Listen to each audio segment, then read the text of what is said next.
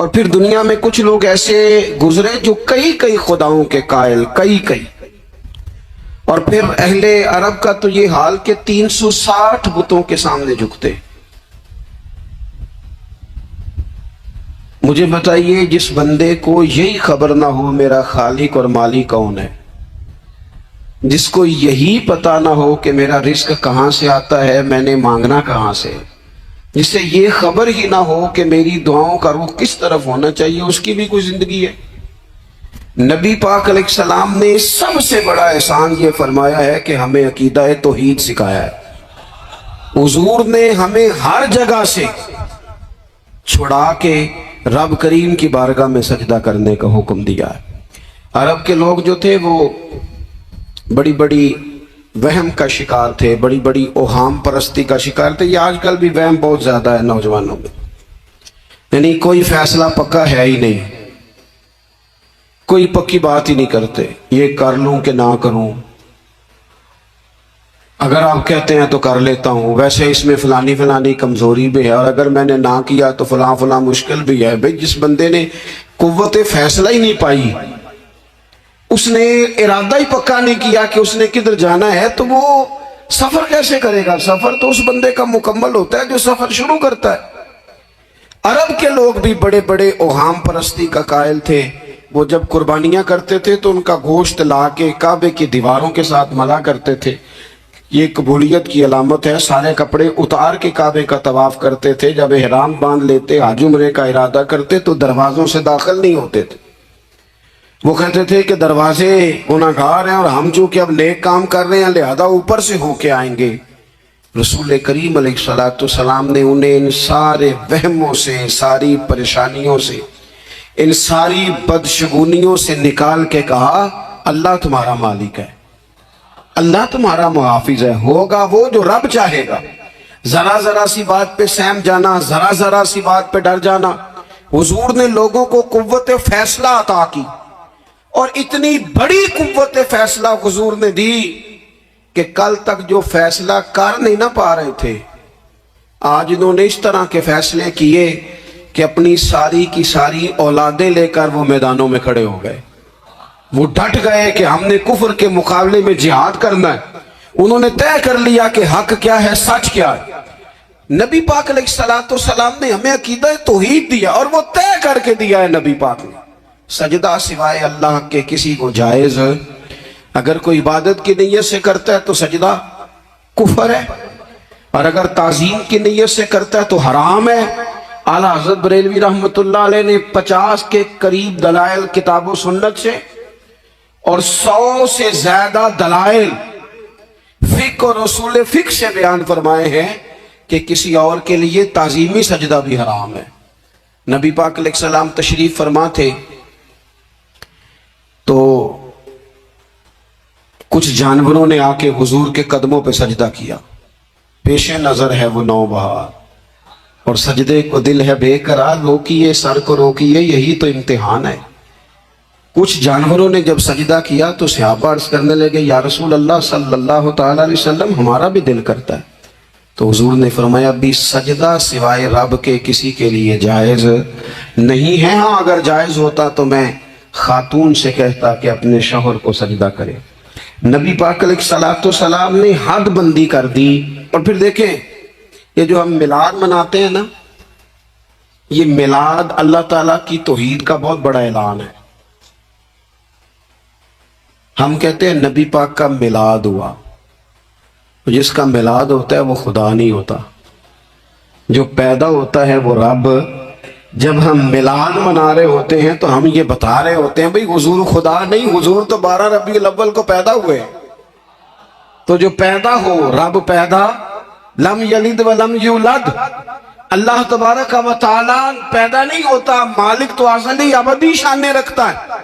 اس لیے عقیدہ توحید بندے کو مضبوط کر دیتا ہے۔ انسان جب عقیدہ توحید والا ہو جاتا ہے، اور نبی پاک علیہ السلام دنیا میں رب کی طرف بلانے آئے، وداعیا الی اللہ باذنہ وسراجا منیرا، حضور نے لوگوں کو اللہ کی جانب دعوت دی۔ جب انسان توحید والا ہو جاتا ہے تو مضبوط ہو جاتا ہے، وہ کسی سے نہیں ڈرتا، وہ سمجھتا ہے ہونا تو وہ ہے جو میرا رب چاہے گا۔ مجھے پریشان ہونے کی ضرورت کیا ہے؟ پھر اس کا بھروسہ بھی اللہ تعالیٰ پر، اس کی امیدیں بھی اللہ رسول سے، اس کی توجہات کا قبلہ بھی سارا ادھر ہی۔ تو حضور نے لوگوں کو عقیدہ دیا، مضبوط کیا۔ رسول پاک صلی اللہ تعالیٰ علیہ وسلم نے ذہنوں کو پختگی عطا فرمائی۔ تو سب سے بنیادی چیز حضور کا جو احسان ہے وہ عقیدہ ہے۔ پھر بعض خاص طبقات پر حضور نے خاص احسان کیا۔ آج بھی پوری دنیا میں ڈنڈورا پیٹا جاتا ہے عورتوں کے حقوق کا، پوری دنیا کے اندر، اور بعض لوگ عورتوں کو بڑا دھوکہ دیتے ہیں، کہتے ہیں تمہیں حق نہیں ملتے لہٰذا تم سڑکوں پہ آ جاؤ، معاذ اللہ، تمہیں حق نہیں ملتے لہٰذا تم معاذ اللہ بازاروں کی رونق بن جاؤ۔ عورتوں کو بڑا پریشان کیا جاتا ہے حقوق کے تعلق سے۔ نبی پاک علیہ السلام کی آمد سے پہلے کوئی خاتون کے ساتھ سلوک اچھا نہیں کیا جاتا تھا، اس کا کوئی جائیداد میں حصہ نہیں تھا۔ عورت کا خامد اگر فوت ہو جاتا تو اپنے سسرال کے خاندان کی پراپرٹی بن جاتی معاذ اللہ، اور جس کے مرضی چاہے سپرد کر دیتے۔ ہندوستان کے بعض علاقوں میں ایسی کبھی رسمیں بھی پائی جاتی تھی کہ بعض عورتیں اپنے خامد کے ساتھ جل جانا مناسب سمجھتی تھی کہ بعد میں کوئی زندگی تو ہوگی نہیں، اور بیوہ خاتون اور طلاق یافتہ خاتون، اس کے بارے میں تو لوگوں کا خیال تھا کہ شاید یہ خاتون بالکل سوسائٹی اور سماج کا حصہ ہی نہیں ہونی چاہیے۔ قربان جائیں، یہ اعزاز میرے نبی پاک نے دیا ہے۔ حضور نے پہلی شادی ہی اس خاتون سے کی ہے جن کا پہلے بھی نکاح ہو چکا تھا، اور خاتون کو حضور نے حقوق دیے، جائیداد میں حصہ دیا۔ کہا جو بیٹیوں کی بہنوں کی پرورش کر کے آئے گا اور اچھی پرورش کر کے انہیں روانہ کر دے گا، جس طرح میری 2 انگلیاں جڑی ہوئی ہیں میرے ساتھ جڑ کے جنت میں جائے گا۔ اور ایک روایت میں فرمایا کہ جب کسی کے ہاں بیٹی پیدا ہوتی ہے نا تو اللہ فرشتوں کو بھیجتا ہے،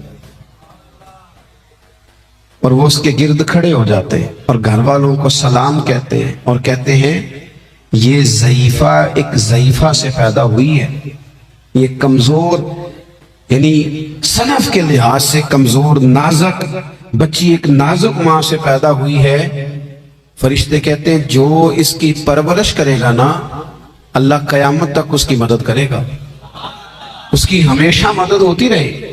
اور نبی پاک صلی اللہ تعالیٰ علیہ وسلم کی خدمت میں آ کے جب خواتین نے کہا تو نا یا رسول اللہ ہمارے تو دین دنیا کے معاملات میں مردوں کے تعلق سے کمزوری ہے، کئی دن تو ہم ویسے نماز نہیں پڑھ سکتی مہینے میں، کئی دن تو ہم ویسے عبادات کے قریب نہیں جا سکتی، جہاد پہ ہم نہیں جاتی، گواہی ہماری مردوں کے برابر نہیں، تو یا رسول اللہ صلی اللہ علیہ وسلم ہمارا بھی کوئی اعزاز ہے؟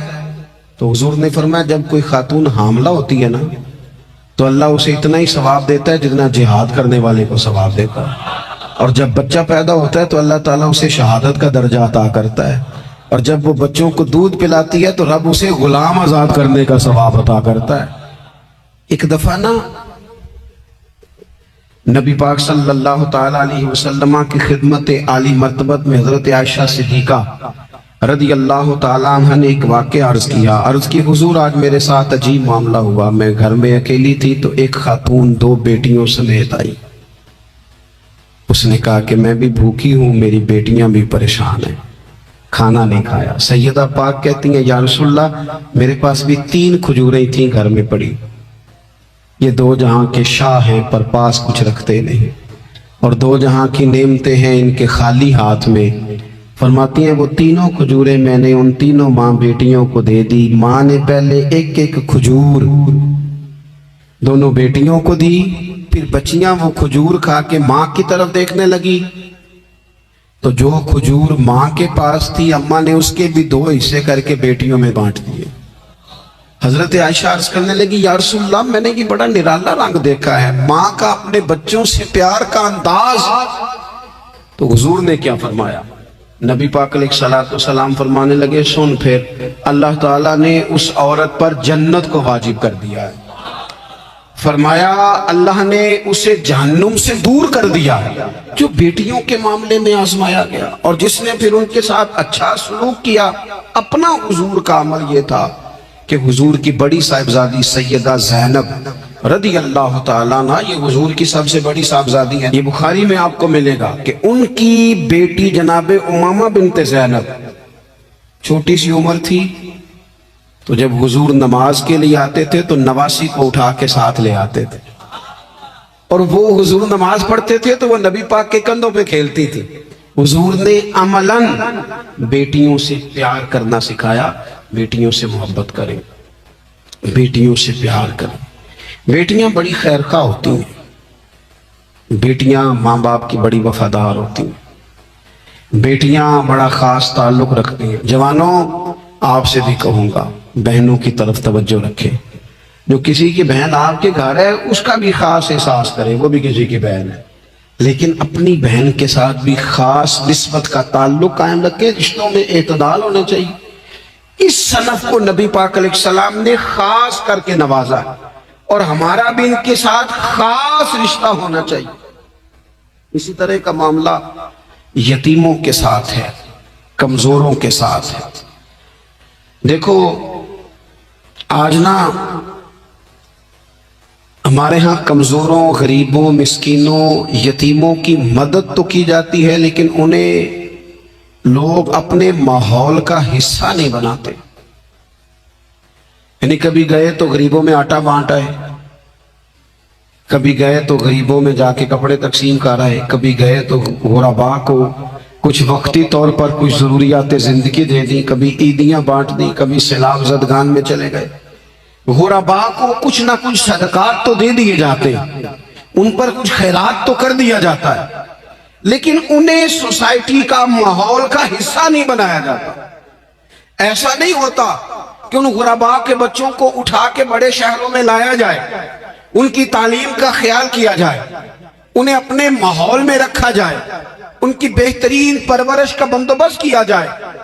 کائنات میں بڑے لوگوں نے کام کیا ویلفیئر کا، بڑے لوگوں نے غریبوں کے ساتھ تعاون کیا، بڑے لوگوں نے محبت کی، سب قابل تعریف ہے، لیکن ہم نے یہ کیا کہ ان کی امداد تو کی، لیکن ان کی محرومیوں کا ازالہ نہیں کیا۔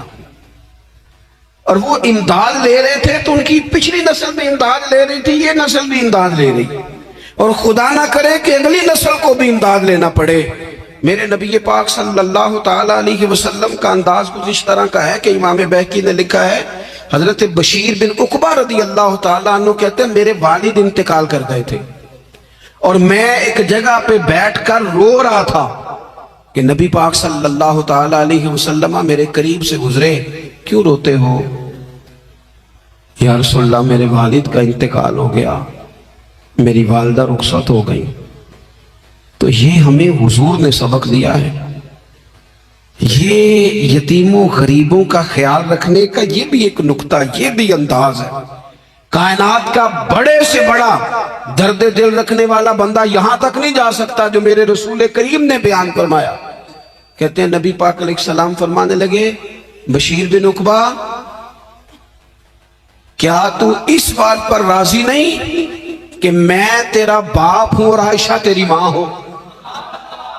آنا تجھے ہم شامل کر لیں اپنے گھرانے میں، آ جانا، مکمل تیرے معاملات کا خیال کیا جائے تو آ جا۔ اتنا بڑا درجہ نبی پاک نے تو حضرت سلمان فارسی کے بارے میں بھی فرمایا کہ میں نے انہیں اپنی اہل بیت میں شامل کر لیا۔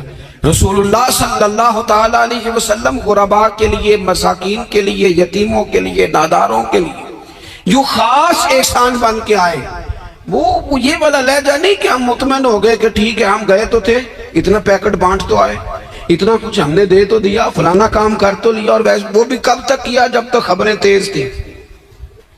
ہمارے ملک میں سیلاب آیا، میڈیا نے خبر دی، شور ہوا، لوگوں نے بڑی کوشش کی، الحمدللہ بڑے اچھے جذبات کا اظہار کیا، ڈھیر سارے لوگ وہاں گئے۔ میں آپ سے پوچھتا ہوں کہ کیا سیلاب زدگان سارے اپنے اپنے گھروں میں چلے گئے؟ ان کے گھر بن گئے، لیکن ہمارے جذبے کیوں ٹھنڈے ہو گئے؟ اس لیے کہ خبریں ٹھنڈی ہو گئی۔ ہم تو چلتے ہیں ٹرینڈ کے ساتھ کہ آج کل ٹرینڈ کیا ہے، اگر خبر ادھر کی ہے تو ذوق ادھر کا ہے، خبر ادھر کی ہے تو ذوق ادھر کا ہے۔ دیر پا کام کرنا اور خاص جذبات پیدا کرنا ان لوگوں کے لیے۔ حضرت سیدنا عبداللہ بن ابی اوفا رضی اللہ تعالیٰ عنہ روایت کرتے ہیں ایک یتیم بچہ آیا تھا، اس نے عرض کی حضور میری ماں بھی بھوکی ہے اور میری ایک ہمشیرہ ہے وہ بھی بھوکی ہے، اے روٹی دا دکھ نہ پوچھو، روٹی تے بندہ کھا جاندی ہے، یہ جو بھوک ہوتی ہے نا، بھوک، بہت سارے لوگ نا، میں ایک شادی میں تھا تو وہاں ایک دو لوگ کھانا کھا رہے تھے، تو بعض لوگ انہیں دیکھ دیکھ کے مذاق کر رہے تھے، ویڈیو بنا رہے تھے، کہتے دیکھو کھانا ہی نہیں آتا، کیا انداز ہے، سارا ان کا منہ جو ہے وہ کھانے سے بھر گیا، ہاتھ دیکھو کہاں تک ان کے لتھڑ گئے، کیا انداز ہے۔ تو میں نے کہا تم ان کے کپڑے بھی تو دیکھو نا، انداز، بیٹھنا اٹھنا، کپڑے پہننا، یہ غریبی کا پتہ دیتے ہیں۔ بھوک جب تیز لگی ہو پھر کھانے کے آداب لوگوں کو یاد نہیں رہتے۔ غربت نے میرے بچوں کو تہذیب سکھا دی، اب وہ سہمے ہوئے رہتے ہیں، شرارت نہیں کرتے۔ وہ عزیز، ہوتا یہ ہے کہ جب انسان کو بھوک شدید لگی ہو نا، پھر اسے ڈاکٹر کی ہدایات نہیں یاد رہتی، پھر تو پیٹ کی آگ بجھانے کو لوگ دوڑتے ہیں۔ تو کہتے ہیں اس بچے نے آ کے عرض کی یا رسول اللہ صلی اللہ تعالی علیہ وسلم، ماں بھی بھوکی ہے، بہن بھی بھوکی ہے۔ حضور نے نا اسے 21 کھجوریں عطا فرمائی، فرمایا 7 تیری، 7 تیری بہن کی، 7 تیری والدہ کی، اور یہ حضور نے 21 کھجوریں دی ہیں، یہ نبی پاک نے 21 دی ہیں، ہاں یہ حضور نے 21 دی، اور حضور تو اشارہ بھی کر دینا تو پھر روٹی ساری زندگی ختم نہیں ہوتی۔ وہ حضرت ابو ہریرہ کو بھی ملی تھی، فرماتے ہیں میں کئی سال کھاتا رہا، 1 کلو کھجوریں تھی پر ختم ہی نہیں ہوئی۔ 21 کھجوریں حضور نے دی۔ حضرت معاذ بن جبل رضی اللہ تعالیٰ عنہ اٹھے اور دوڑ کے جا کے نا اس یتیم کے سر پہ ہاتھ پھیرا اور کہنے لگے پتر اللہ تجھے اپنے والد کا جانشین بنائے۔ تو حضور فرمانے لگے معاذ یہ تم نے کیا کیا؟ عرض کی حضور اس بچے کی بات سن کے میرا دل بھر آیا ہے، محبت نے انگڑائی لی ہے تو میں نے یتیم کے سر پہ ہاتھ پھیرا ہے، یہ دیکھو حضور کا رشتہ۔ نبی کریم فرمانے لگے سن پھر جس نے کسی یتیم کے سر پر محبت سے ہاتھ ہی پھیر دیا نا تو اللہ ہر بال کے بدلے اسے ایک نیکی بھی عطا کرے گا، ایک گناہ بھی معاف کرے گا، ایک درجہ بھی بلند فرمائے گا۔ چلو ہاتھ ہی پھیر دیا، تو نے کچھ تو کیا یتیم کے ساتھ، تیرا کوئی تو اس سے رشتہ ہوا۔ اور تیسرا طبقہ ہے غلاموں کا، مسکینوں کا، غریبوں کا۔ میں اور آپ اس ملک میں رہتے ہیں جہاں کچھ لوگوں کو کھانا بھی نہیں وقت پہ ملتا، اور کچھ لوگ 5 لاکھ روپیہ گاڑی کا اس لیے اضافی دے دیتے ہیں کہ مجھے ذرا نا نیو ماڈل جلدی چاہیے۔ یعنی ایک طرف ملک کی حالت یہ ہے کہ بعض لوگوں کے پاس پیسے نہیں ہیں کہ بچوں کی فیس بھر سکے، لیکن دوسری طرف حال یہ ہے کہ نئے ماڈل کا موبائل اگر مارکیٹ میں آتا ہے تو وہ ختم ہو جاتا ہے، ملتا ہی نہیں، وہ شارٹ ہو جاتا ہے۔ کچھ لوگوں نے اس طرح کیا ہے کہ انہوں نے یہ سمجھا ہے کہ دولت شاید موج کرنے کے لیے ہمیں دی گئی ہے، ہم طرح طرح کے کھانے کھائیں، طرح طرح سے چیزیں اوڑے، طرح طرح کے معاملات کریں، انہوں نے یہ طے کر لیا ہے۔ اس کا نقصان کیا ہوا ہے؟ اس کا نقصان یہ ہوا ہے کہ کچھ لوگ غربت کی سطح سے نیچے آ گئے ہیں بیچارے۔ نبی پاک کا جو احسان ان غریب لوگوں پر ہے، حضور علیہ السلام کے پاس نا حضرت عبداللہ ابن عمر روایت کرتے ہیں اور طبرانی میں موجود ہے، حضور کے پاس نا 10 دینار تھے۔ ہمارے پاس بھی پیسے ہوتے ہیں نا،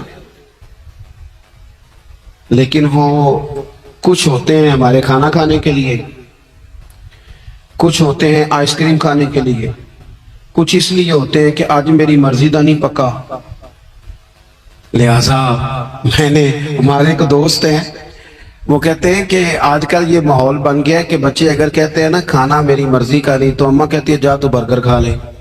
کہتے ہیں ہمارے دور میں یوں نہیں ہوتا تھا، اگر ہم کہتے تھے نا کھانا میری مرضی کا نہیں تو پھر ہمیں ڈبل چیز کھانے کو ملتی تھی، ایک مار بھی کھانا پڑتی تھی اور وہ کھانا بھی کھانا پڑتا تھا۔ اور پھر کچھ پیسہ لوگوں نے صرف اس لیے سنبھال کے رکھا ہوا ہے کہ جو اضافی چیزیں ہیں نا، اضافی، میرا ویسے تجربہ نہیں ہے اور نہ میں نے زیادہ گہرائی سے دیکھا ہے، بس مجھے بتایا گیا ہے، بہت پتہ نہیں اب بات درست ہے کہ نہیں، مجھے بتایا گیا ہے کہ پہلے لڑکیاں بیوٹی پارلر جاتی تھی، اب سنا ہے لڑکے بھی جاتے ہیں. اب خدا جانے یہ بات سچ ہے کہ غلط ہے. یہ جو اضافی اخراجات ہیں نا، یہ اگر ہم تھوڑے سمیٹ لیں، یعنی مولا علی شیر خدا کرم اللہ تعالی وجہہ الکریم مزدوری کر کے نکلے تو 2 کلو کھجوریں تھیں. حضور بس فرمانے لگے 1 کلو میرے بچے کھائیں گے اور کلو مدینے کے غریب بچے کھائیں گے. یعنی کل 2 کلو ظاہری طور پر کھجوریں ہیں، اس میں بھی دوسروں کا حصہ. ہمارے پاس جو مال آتا ہے اگر تھوڑا سا نا ہم اسے یہ نہ سمجھ لیں کہ میرا ہی حق ہے، کسی کو اس میں سے ایک لقمہ بھی نہیں ملنا چاہیے. اگر ہم تھوڑا سا نا دل کشادہ کریں تو 3 لوگوں کا کھانا 4 بھی کھا سکتے ہیں، 4 کا کھانا 5 بھی کھا سکتے ہیں، 6 کا کھانا 7 کا کھانا 10 بھی کھا سکتے ہیں. شرط یہ ہے کہ دل کشادہ ہو. دل دریات سمندروں ڈونگے کون دلا دیا جانے، تھوڑی سی نا کشادگی پیدا کی جائے. حضرت عبداللہ ابن عمر کہتے ہیں نبی کریم علیہ السلام کے پاس نا 10 دینار تھے. ویسے تو کائنات ہی میرے نبی کی مٹھی میں ہے، لیکن ظاہری طور پر 10 دینار تھے. حضور ایک دکان پہ گئے، 4 دینار کا حضور نے ایک جوڑا خریدا، کپڑے خریدے. وہ قمیض حضور نے پہنی